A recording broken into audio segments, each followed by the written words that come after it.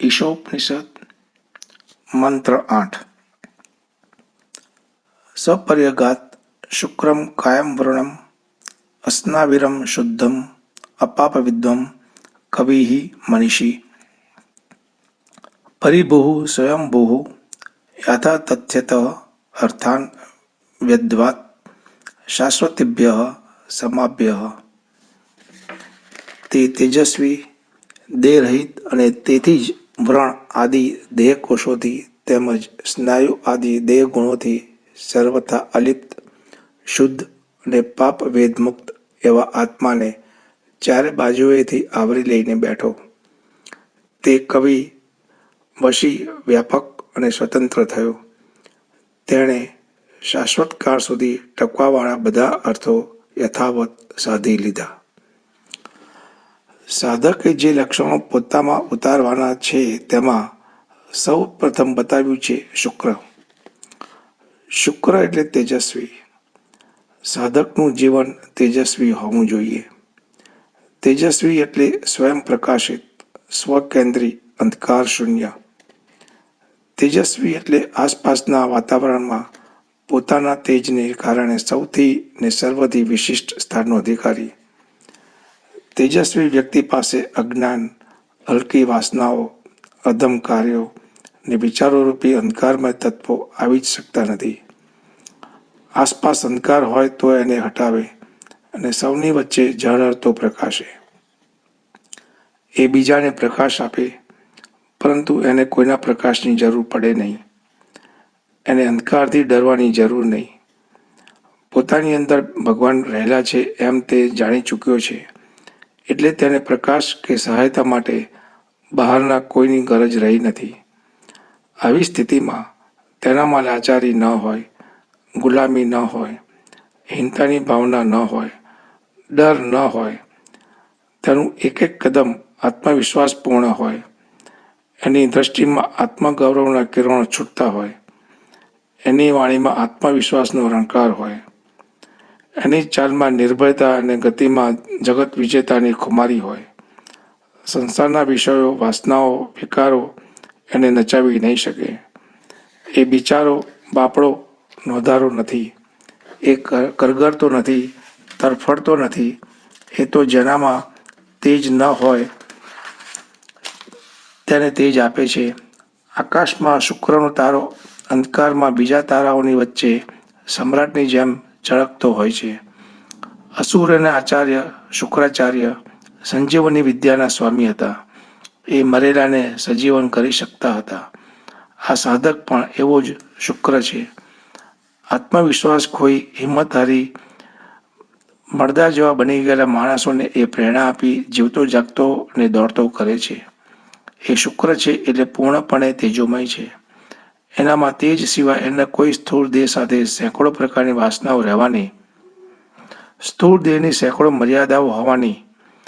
પૂર્ણમય તેજોમય બનવા માટે સ્થૂળ દેહની બધી વાસનાઓ અને મર્યાદાઓને ઓળંગી જવાની છે. દેહ હોવા છતાં દેહની મર્યાદાઓને ઓળંગી જવાની છે. દેહની મર્યાદાઓથી એણે મુક્ત થવાનું છે.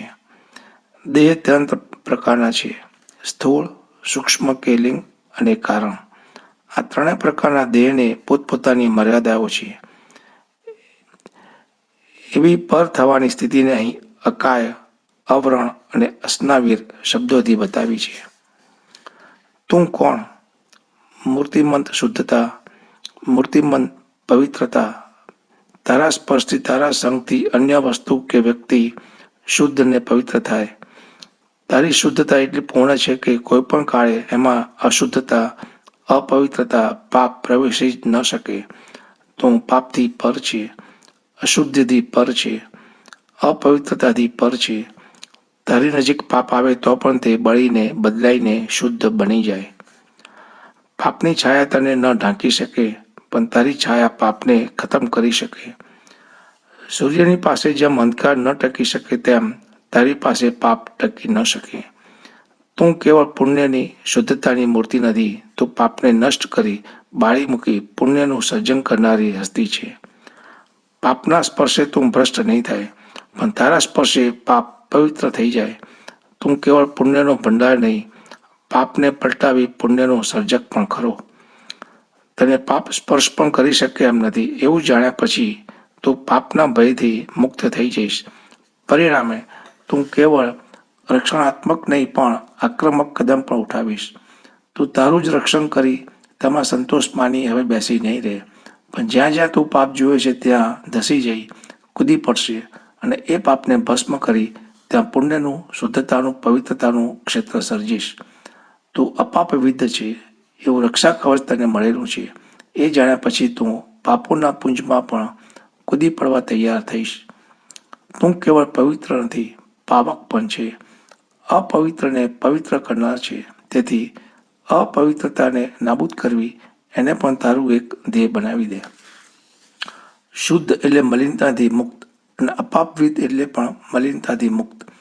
બંનેના અર્થ એક જ થતા હોવા છતાં તેમાં સૂક્ષ્મ ભેદ છે. તું શુદ્ધ છે એમ કહેવામાં કેવળ એક સ્થિતિ, એક હકીકત દર્શાવી છે, પણ તેને પાપ ક્યારે પણ સ્પર્શી શક્યું નથી અને સ્પર્શી પણ નહીં શકે એમ કહેવામાં તું ઈચ્છે તો પાપને દૂર કરી તારામાં રહેલી શુદ્ધતાનું વિસ્તરણ કરી શકે એમાં તને કોઈ અંતરાય કે ભય નથી એવું સૂચવી કંઈક નિર્માણ કરવાની પ્રેરણા પણ મળે છે. સૃષ્ટિનું અંતિમ રહસ્ય પામી ચૂકેલો, વિશ્વના આદિ તત્વને સીધો સંપર્ક કરી ચૂકેલો આ જ્ઞાની લોકો સુધી એ રહસ્ય પહોંચાડવા માટે કવિ કે ઉદ્ગાતા બને છે. એ પોતાની વાત બોલવા જ લાગે છે અને કવિતા એની વાણીની પાછળ દોડતી આવે છે. છંદ, અલંકાર, શૈલી, રાગ બધા એની વાણીને અનુસરવા લાગે છે. છંદશાસ્ત્ર મળીને એ કવિતા નથી રચતો, પણ એની કવિતાને આધારે પછીથી છંદોનું છંદશાસ્ત્ર રચાય છે. આમ સાચો કવિ કેવળ શબ્દની લીલા રચી પંડિતાઈ દર્શાવતો નથી, પણ એની દ્રષ્ટિમાં અમૃત તત્વ પ્રવેશેલું હોય છે, તેથી તે કવિ બની જાય છે. આમ સર્વ કવિઓમાં પ્રથમ કવિરૂપનું અહીં સ્મરણ કરાવી ઋષિ સાધકને સંકેત કરે છે કે તારે આવા મહાકવિએ કંડારી આપેલી કેળીએ ચાલી શબ્દ કવિ નહીં પણ જીવન કવિ, આચાર કવિ બનવાનું છે. સાચા કવિનું દર્શન કદી ખંડિત કે ભેદબુદ્ધિવાળું નથી હોતું. તેનું દર્શન અખંડ દર્શન હોય છે. કવિની દ્રષ્ટિ પ્રાપ્ત કર્યા પછી સાધક અનંત રૂપે દેખાતી સૃષ્ટિમાં અખંડ રૂપે રહેલા પરમાત્માનું જ દર્શન કરે છે. હવે પોતાનો, પરાયો, વહાલો, દવલો, શ્રેષ્ઠ, તુચ્છ જેવા તમામ ભેદો એની દ્રષ્ટિમાં ઓગળી જાય છે. ઋષિ પરમાત્માને મનીષ કહી સાધકે પણ મનીષી થવાનું છે તે તરફ ધ્યાન દોરે છે. જીવનની પ્રત્યેક વાત પર મનન કરવાની નિરંતર ટેવથી માણસ મનીષી બને છે. પહેલા કવિ અને પછી મનીષી એ રીતે યોજાયેલો ક્રમ સહેતુક છે. કવિમાં હોય છે દર્શન શક્તિ, મનીષીમાં હોય છે નિરોધ શક્તિ. શક્તિને ફેંકવી અને ફેંકાતી રોકવી એ બંને મળીને શક્તિનું સાચું રૂપ બને છે. કવિ છે એટલે શબ્દોથી જડી વસાવતો રહેશે એવું નહીં. બીજો ન જોઈ શકે એવું કવિ જોશે, પણ બોલશે તો જરૂર પૂરતું જ. જે કંઈ દીઠું તે બધું બોલી નહીં બતાવે. દર્શન શક્તિ અમાપ મળી, પણ તેના પર મનીષી બની તેના પર સંયમની, નિરોધની લગામ મૂકી દીધી. મનીષીપણાની લગામ ધરાવતું કવિત્વ અધિક પ્રભાવશાળી બનશે. વાહનની ગતિ વધારનારું સાધન એક્સિલરેટર જેટલું જ મહત્વ વાહનની ગતિને કાબૂમાં રાખનારી બ્રેકનું પણ છે. આદર્શ મનીષી બ્રેક જેવું નિરોધ કર્મ કરીને પણ મોટી માત્રામાં નક્કર વિધાયક ફળ પામે છે. સાધકની પરિભૂ સ્થિતિ એટલે સમષ્ટિ સૃષ્ટિ સુધી પોતાની જાતને ફેલાવી દેવી. વ્યક્તિ મટીને બનવું વિશ્વ માનવી જેવી સ્થિતિ. આ ભૂમિકામાં સાધક માટે કોઈ પૂર્વગ્રહ જેવું રહેતું નથી.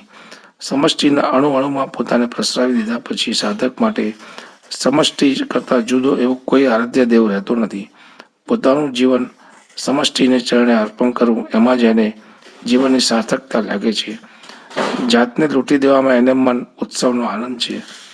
જાત અને જગત શબ્દોનું જોડકું હવે એને માટે નકામું બની ગયું છે. હવે જાત જુદી અને જગત જુદું એવું છે જ ક્યાં? તો વળી જગત અને જગદીશ પણ હવે ક્યાં જુદા રહ્યા? પરિણામે પરિભૂની ભૂમિકાએ પહોંચેલા મહાત્મા માટે જીવ, જગત ને જગદીશની ત્રિપુટી લુપ્ત થઈ એક સત્તા જ રહે છે. પરિભૂની પ્રક્રિયામાં પ્રવૃત્તિનો વિચાર છે, જ્યારે સ્વયંભૂની પ્રક્રિયા નિવૃત્તિની, અકર્મની દિશા હોય છે. પ્રવૃત્તિ અને નિવૃત્તિ એમ ઉભયે તાલીમ પામેલો સાધક પૂરો નિર્ભય બને છે. તેથી તેને બેમાંથી કોઈનું આકર્ષણ કે કોઈની સૂગ નથી રહેતી. તે મનથી નિવૃત્ત રહીને શરીરની અનેક પ્રવૃત્તિઓ કરતો રહેશે અને એમ જ અકર્મ રહીને મનથી સંકલ્પથી અનેક પ્રવૃત્તિઓ કરશે. બેમાંથી કોઈ તેનું પ્રિય કે અપ્રિય નથી. નિવૃત્તિ રહે કંઈ લૂંટાઈ જવાનું નથી અને પ્રવૃત્તિ કરે કંઈ ફાટી પડવાનું નથી. એ તો મોજથી બેમાંથી જે કરવાની ઈચ્છા થાય તે કરતો રહે છે. પ્રવૃત્તિ સહજ છે, સરળ છે. નિવૃત્તિ માટે મહેનત કરવી પડે છે. તેથી જ કવિ અને મનીષીમાં પહેલા કવિ અને પછી મનીષી એમ કહ્યું. કવિ પ્રવૃત્તિની દિશામાં છે, મનીષી પ્રવૃત્તિને અંકુશમાં રાખવાની નિવૃત્તિની દિશામાં છે. પરિભૂનો માર્ગ સહજ વિસ્તરણનો માર્ગ છે, તેથી પ્રમાણમાં સહેલો છે. સ્વયંભૂનો નિવૃત્તિ માર્ગ અધિક કઠિન છે, પણ જીવનના સાચા રૂપ માટે જરૂરી આ બંને છે. આ બંને જીવનના અડધિયા છે. જીવનનું પૂર્ણ રૂપ તો ત્યારે જ જોવા મળે છે જ્યારે આ બંને અડધિયા જોડાઈને એક બને છે. આ રીતે કવિ અને મનીષી તથા પરિભૂ અને સ્વયંભૂ એ બંને અડધિયા મળે છે ત્યારે પૂર્ણની પ્રાપ્તિ કે અનુભૂતિ થાય છે.